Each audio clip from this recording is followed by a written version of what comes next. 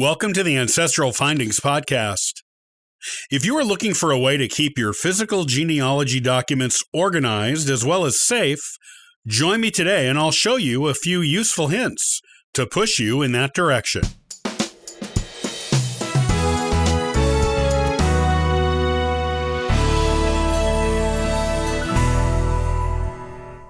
Keeping all of your genealogy research from becoming one confusing jumble may seem like a daunting task, particularly when you are first starting out and gathering lots of new information.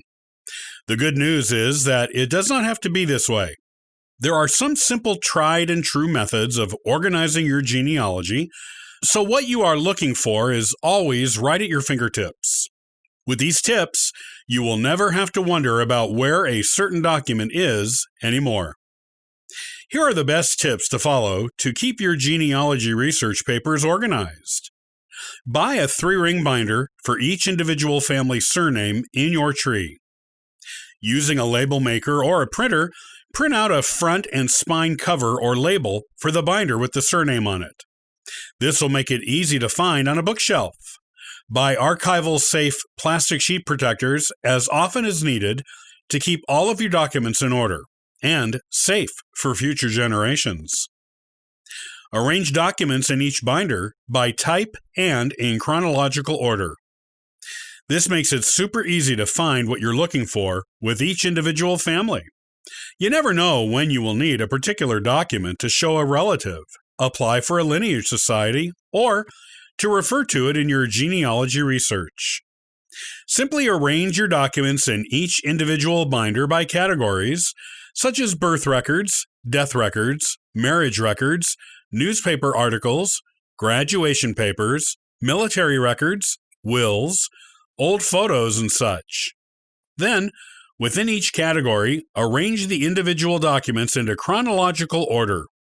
A piece of paper separating and naming the categories is optional, but helpful. Label documents that are not obvious. If a document isn't something like a vital record, where it is obvious what it is and from whence it came, label the document. You can do this by affixing it to archival-safe linen paper with double-stick tape and either writing, printing, or sticking a label underneath it or above it on the paper.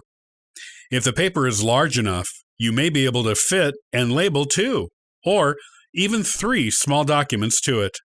If there is no room to label a document on the front of the paper, use the back of the paper to label it. Arrange binders alphabetically on your bookshelf.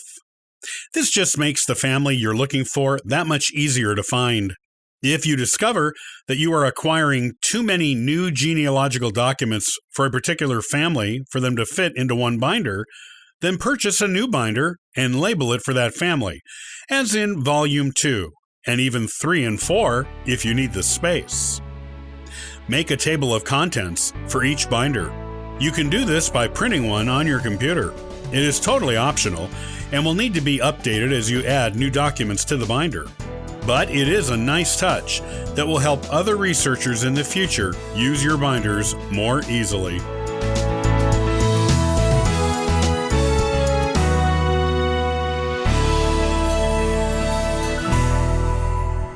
Thanks for listening to the Ancestral Findings Podcast.